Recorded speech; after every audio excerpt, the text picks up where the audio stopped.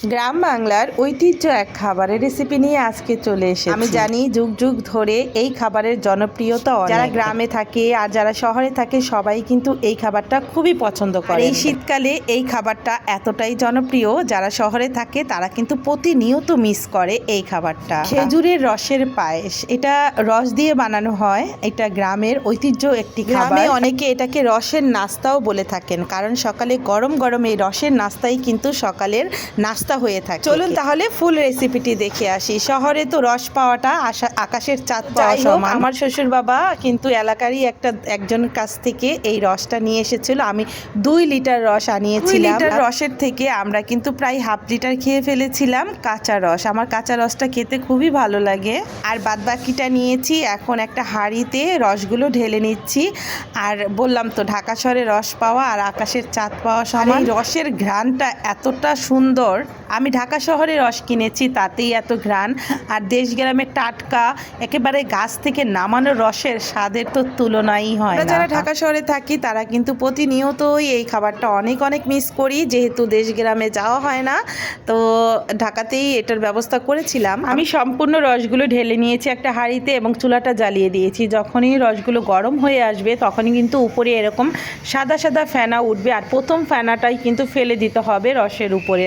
আমি দেশ গ্রামের রস নাস্তাতে দেখেছি এভাবে কিন্তু ফেনাগুলো তুলে ফেলে। এটা কেন ফেলে আমি জানি না, কিন্তু ফেলে দেয়, সেজন্যই কিন্তু আমিও ফেলে দিচ্ছি।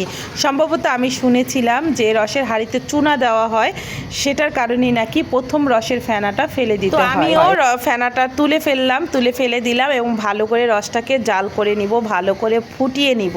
আর দেশ গ্রামে তো রসটাকে ভালো করে ফুটে একেবারে শুকিয়ে অল্প করে তারপরে এই রসের নাস্তাটা রান্না করা হয়। যেহেতু আমার কাছে রস অল্প, আমি অল্প একটু রস কালেক্ট করতে পেরেছি, সেক্ষেত্রে আমি বেশি শুকাবো না। আমি যখন নাকি বলক চলে আসবে, বলক কিছুক্ষণ জাল দিব, একটু বলক উঠা পর্যন্ত ভালো করে টকবগিয়ে ফোটা পর্যন্ত জাল দিব। কিন্তু এই রসটা কিন্তু খুবই মিষ্টি ছিল। আর এই যে দেখেন পুরো একেবারে টকবগিয়ে ফুলছে কিন্তু রসগুলো। সেই পর্যায়ে আমি নারিকেল দিয়ে দিব এবং দিয়ে দিব কিছুটা গরম মশলা। দিয়েছি 2টা এলাচ আর 2টা দারচিনি। গ্রামে কিন্তু সবাই মিষ্টি খাবারে কিন্তু গরম মশলা ব্যবহার করে। তো যাই হোক, আমি যেহেতু একেবারে গ্রাম্যভাবেই রান্নাটা করছি, সেক্ষেত্রে আমিও কিন্তু ইউজ করছি।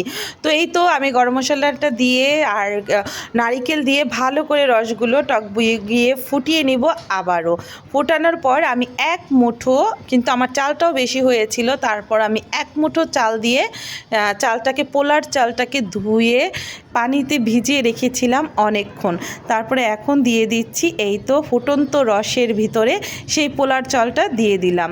আর এই চালটা কিন্তু অনেকক্ষণ ভেজানো ছিল, আর আমার একটু চালটা বেশি হয়েছিল, যেহেতু অল্প একটু জিনিস সবাইকে নিয়েই খাবো আমার এখানে। তো আমি পোলার চালটা দিয়ে এখন ভালো করে একটু নেড়ে নিব। আর পোলার চালটা দেওয়ার পরে কিন্তু সাথে সাথেই নেড়ে নেবেন, কারণ নিচে লেগে যেতে পারে। আর গ্রামে তো পোলার চাল দেয় না, ওনারা কিন্তু ভাতের চাল দেয়, আলার চাল দেয়, মানে তারপরে কিন্তু খুবই মজা হয়।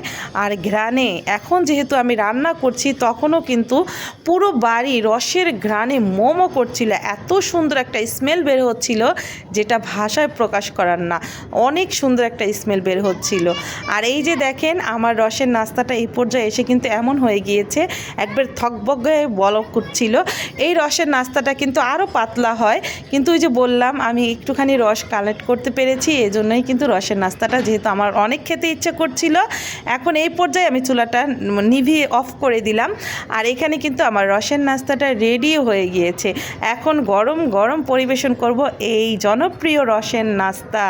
রেসিপিটি কেমন লেগেছে, আবার কারা কারা এই রেসিপি দেখার পরে গ্রামে ফিরে গিয়েছেন অবশ্যই জানাবেন, যে মনে হচ্ছে যে আমি গ্রামেই আছি। ঘ্রাণে কিন্তু আমিও তখন গ্রামে চলে গিয়েছিলাম। তো রেসিপিটি কেমন লেগেছে জানাতে ভুলবেন না। আর সবাই যাদের দেশ আছে, যাদের এখনও দেশের বাড়ি আছে, রস পাওয়া যায়, অবশ্যই এই শীতে মিস করবেন না। দেশের বাড়িতে যেয়ে খেয়ে নেবেন এমন গরম গরম রসের নাস্তা। তো এই তো আমিও কিন্তু গরম গরম খেয়ে নিচ্ছিলাম, এতটা মজা হয়েছিল যেটা বলার মতো না। আপনারাও কিন্তু চাইলে বাসায়ও বানিয়ে খেয়ে নিতে পারেন এবং গ্রামে যেয়েও খেতে পারেন, যার যার গ্রামের বাড়ি আছে। যাই হোক, ভিডিওটি ভালো লাগলে অবশ্যই একটা লাইক শেয়ার কমেন্ট করে দিবেন। আর এরকম নিত্য নতুন রেসিপি পেতে চাইলে অবশ্যই আমাকে কমেন্টে জানাবেন। আর যারা যারা আমার চ্যানেলটি সাবস্ক্রাইব করেছেন তাদেরকে অসংখ্য ধন্যবাদ। আর যারা এখনও আমার চ্যানেলটি সাবস্ক্রাইব করেনি তারা কিন্তু অবশ্যই সাবস্ক্রাইব করে যাবেন। আর আমার এই রেসিপিটি কেমন হয়েছে, গ্রামের একটা ঐতিহ্য খাবার আজকে আপনাদের মাঝে তুলে ধরেছিলাম। রেসিপিটি কেমন হয়েছে জানাতে ভুলবেন না, অবশ্যই আমার চ্যানেলের সাথে থাকবেন। আমি এখন মজা করে আমার এই রসের নাস্তাটা শেষ করি। আপনারাও কিন্তু বাসায় তৈরি করে খাবেন এবং আমাকে একটা লাইক, শেয়ার, কমেন্ট করে যাবেন আর জানিয়ে যাবেন